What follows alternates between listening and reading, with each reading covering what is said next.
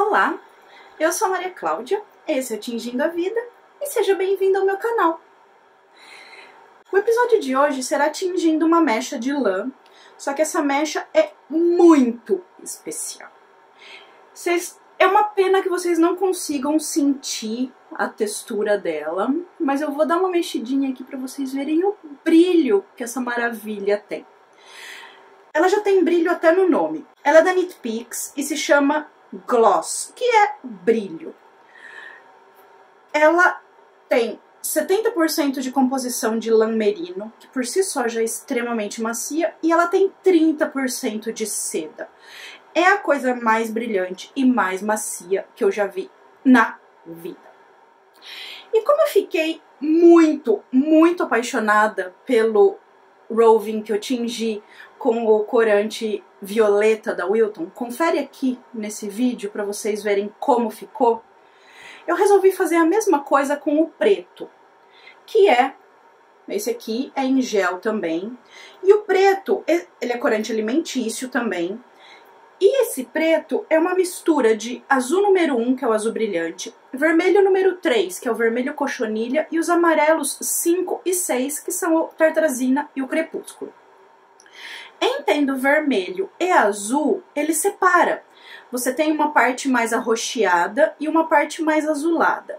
Porém, mais ou menos como o violeta dessa mesma marca, da Wilton, só que é mais puxado para o esverdeado, porque tem amarelo. Então, azul e amarelo, ligeiramente esverdeado, vocês já viram, tem um vídeo aqui, eu já gravei fazendo esse mesmo processo com uma lã, com uma meada de lã. Fica maravilhoso e eu quero repetir isso porque eu quero fiar isso num degradê maravilhoso. Esse tubinho aqui já está usado justamente porque eu tingi nesse vídeo que eu coloquei aqui. E eu peguei, é meio difícil de medir o volume dele, mas eu vi onde estava aqui, medi aqui, que é o tubinho que eu esvaziei do violeta, e tem aproximadamente 1 colher de chá de corante. Ou seja, é um tanto menos do que tinha no corante violeta.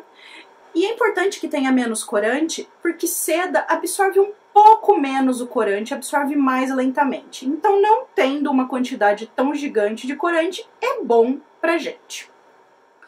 Eu coloquei mais ou menos uns 5 litros de água aqui, porque eu achei que no outro vídeo do corante violeta, do roving da meada com o violeta, ficou um pouco apertado demais aqui e a meada bagunçou um pouco.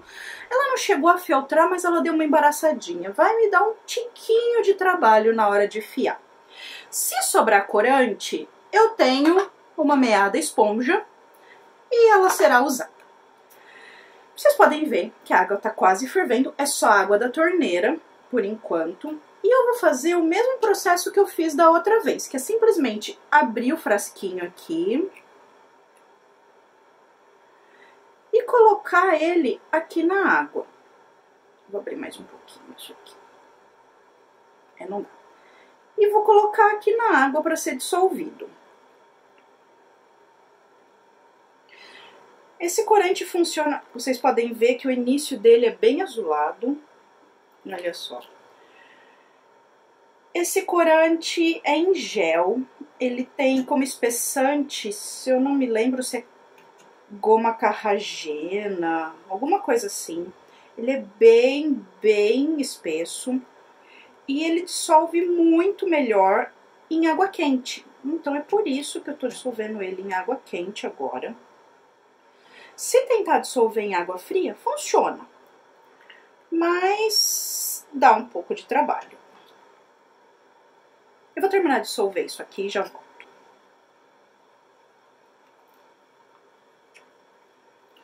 Vocês podem ver aqui pelas gotículas na tampinha que é uma cor bem azulada, é quase um verde escuro, um verde petróleo bem bonito.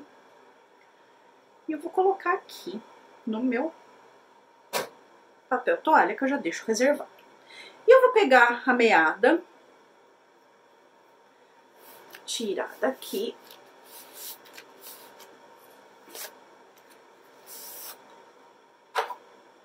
achar a ponta dela tá aqui, tem um nozinho. Ela é amarrada meio que em forma de meada, como se fosse um novelo de lã. Tá aqui, ela é amarradinha aqui.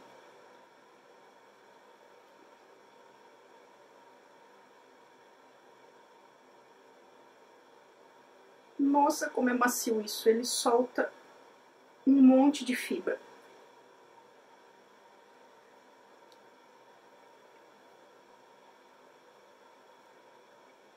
E agora eu vou começar lentamente, eu vou diminuir um pouco. Ah, eu esqueci do vinagre! Ah, socorro! Vinagre, vem cá, vinagre. Uma colher de sopa de vinagre, porque tem vermelho número 3, ele é sensível a pH. Se eu colocar muito vinagre, nesse vídeo aqui vocês podem ver o que acontece se eu coloco muito vinagre com vermelho número 3. Então, tá aqui, uma colher de sopa de vinagre para começo de conversa. Misturadinha rápida, inclusive no fundo para terminar de dissolver o corante. Pronto, é isso. Vamos para o nosso tingimento. Opa, o que aconteceu? Ah, tá fervendo no meio do torvelinho. Pronto, diminuiu o fogo, que medo. Ok, agora vamos colocar lentamente o nosso corante. Só que não tá afundando. Vamos lá, com ajuda. Eu acho que a composição de seda faz ele ser um pouco mais resistente. Olha só que cor maravilhosa que fica isso. Mais ou menos como o começo do outro roving.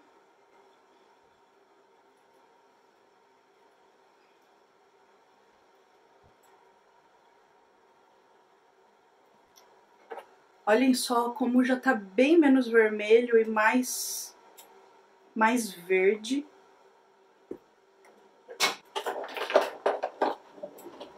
Eu vou usar isso aqui de espátula, porque a minha espátula tem uns dentinhos, e como esse roving aqui é muito delicado, tá agarrando.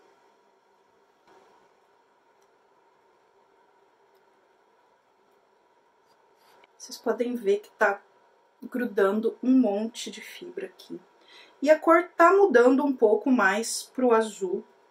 Então o que eu vou fazer é colocar mais vinagre aqui. Eu vou colocar mais 2 colheres de sopa de vinagre.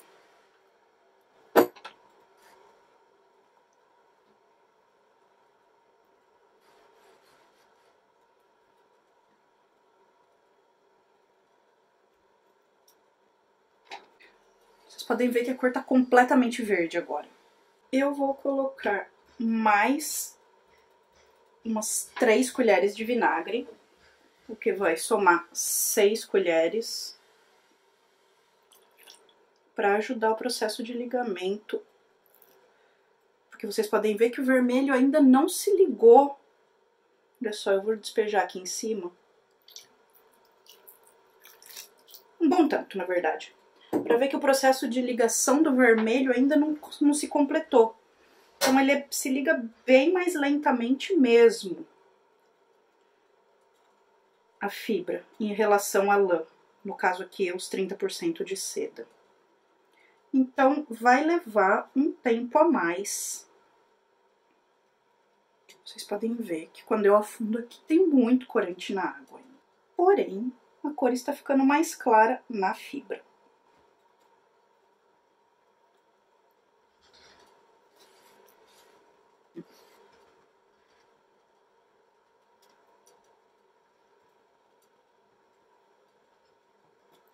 E vocês veem que mudou para um azul piscina, um azul ciano. Ou seja, o amarelo está sendo absorvido e está sobrando o azul aqui nesse banho de tingimento agora. E olha só o tanto de fibra que sobrou na minha mão. Agora eu vou deixar o fogo bem no mínimo, para até parar de soltar bolha. porque eu quero que isso se mantenha quente, na verdade, mas não fervendo. Eu não quero embaraçar essas fibras todas, mais do que eu já embaracei nesse processo. E eu vou deixar aqui 15 minutos e eu volto pra gente ver como que tá indo. Só pra ter um parâmetro. Estamos assim. 15 minutos depois, o nosso banho de tingimento tá cada vez mais claro.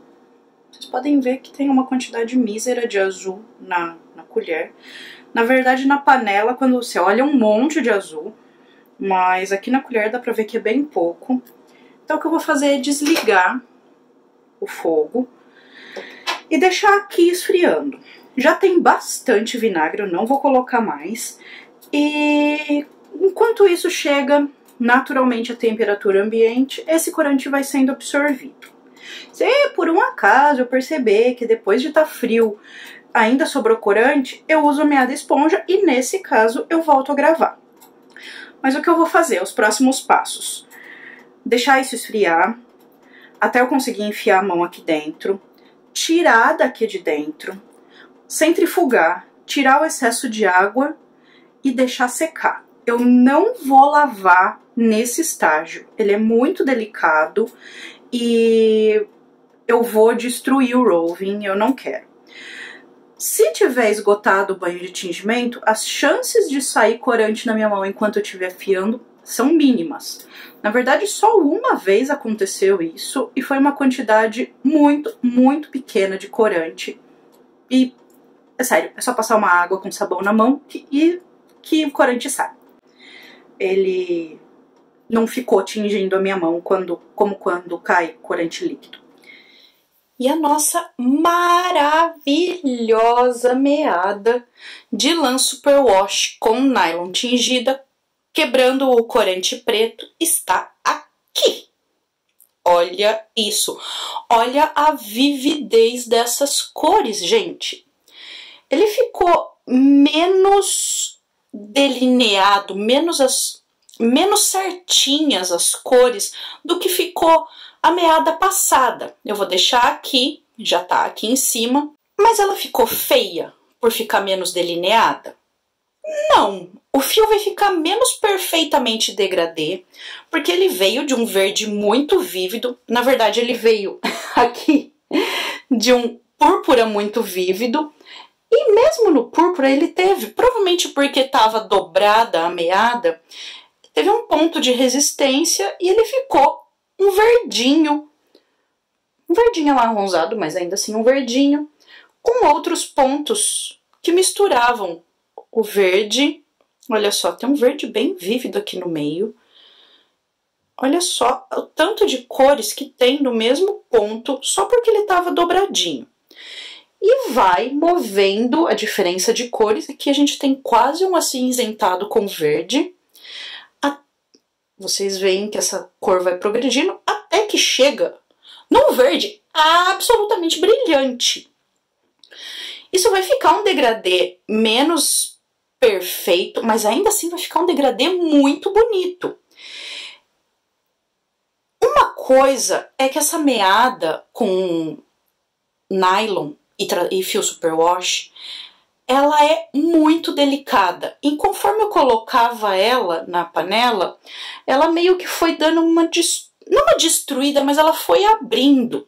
E olha só, aqui a bagunça que tá, ela ficou muito ampla. Ela quase separou. Olha só, aqui dá pra ver o outro lado, porque ela separou. E tem pontos, por exemplo, aqui que ela deu uma embaraçada, isso vai deixar o fio menos bonito. Aqui, ó, ela fez um rabicózinho, tá vendo? Olha só, ele vem vindo. Essa fibra separou. E isso aqui pode dar problema na hora de fiar.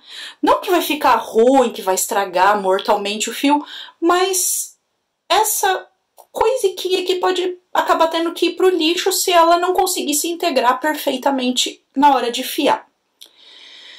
E outra coisa, porque já estava muito judiada essa meada quando eu tirei da panela, como vocês podem ver, olha a diferença dessa ponta aqui, que foi a que ficou nadando na panela, para essa aqui. Você vê que ela tá muito mais juntinha. Ela ainda tem um ligeiro separado aqui, mas nada parecido com esse aqui. Olha só a diferença. Então, como essa fibra já estava muito judiada quando eu tirei da panela, eu decidi não lavar ela, para lavar só depois que fiasse o fio. Parece redundância, mas isso é fiar o fio. E ela está assim, a seco. Ela não aparentemente cheira... Não, ela não cheira vinagre. Porém, ela, quando você esquenta ela com a mão, ou umedece um pouco com o suor da mão, sobe um cheiro de vinagre muito forte. E como eu sei disso? Porque eu já comecei a fiar a criança. Eu fiquei completamente ansiosa e eu comecei a fiar. E aqui vocês veem, eu tenho, sei lá, uns 10 gramas, 15 gramas fiados aqui. E eu quero que vocês vejam a espessura que eu tô fiando. Aqui vocês têm uma meada de Cleia para comparar. E olha só a espessura do fio que eu tô fiando. Olha isso. Esse aqui é o meu e esse aqui é o Cleia. Eu acho que a hora que eu cabear esse aqui, se eu for cabear, ele fica cabear com 2 ou 3 cabos, eu não sei, ele fica da espessura do Cleia. Mas eu não sei, eu acho que eu não vou cabear. Vou deixar ele como fio único e vai dar de novo, assim como o fio azul e púrpura, eu acho que vai dar mais de 1 quilômetro de fio essa mechinha de 100 gramas de lã. Porém, o cheiro de vinagre vai me acompanhar durante todo o processo de fiação. Ele acaba sendo um pouco incômodo, é uma forma de driblar o embaraçamento excessivo da mecha quando ela já sofreu tanto na panela. Se vocês forem fazer isso para vocês mesmas e vocês sabem que vocês toleram o cheiro de vinagre, ou vocês querem contornar isso usando ácido cítrico, ok. Se vocês forem vender a mecha, isso pode ser um problema e pode contar ponto negativo para vocês na hora das suas avaliações online, ou mesmo daquela conversa de amiga para amiga. Então, não deixem de lavar as meadas que vocês forem dar de presente ou vender. Conselho de amiga, acredite em mim, cheira forte. Tira essa daqui, porque ela não é desse vídeo. Eu espero que vocês tenham gostado muito desse vídeo, porque eu aprendi bastante com ele sobre o comportamento desse corante e sobre o comportamento dessa lã com esse corante fazendo esse tipo de tingimento. E, infelizmente, eu não vou mostrar pra vocês o resultado final, a meada toda fiada, porque isso vai levar mais de um mês. Eu mostro num vídeo futuro pra vocês, num vídeo em que eu mostrar o resultado de todas as minhas fiações, ou dos meus trabalhos tricotados, enfim, o resultado do que eu fiz com aquela meada tingida ou aquela mecha de lã tingida. Se vocês gostaram, não se esqueçam de se inscrever no canal, curtir o vídeo, compartilhar com seus amigos e com as suas amigas, e a gente se vê na próxima semana com mais um vídeo do Tingindo a Vida. O Tingindo a Vida fica por aqui, um beijinho pra vocês, tchauzinho!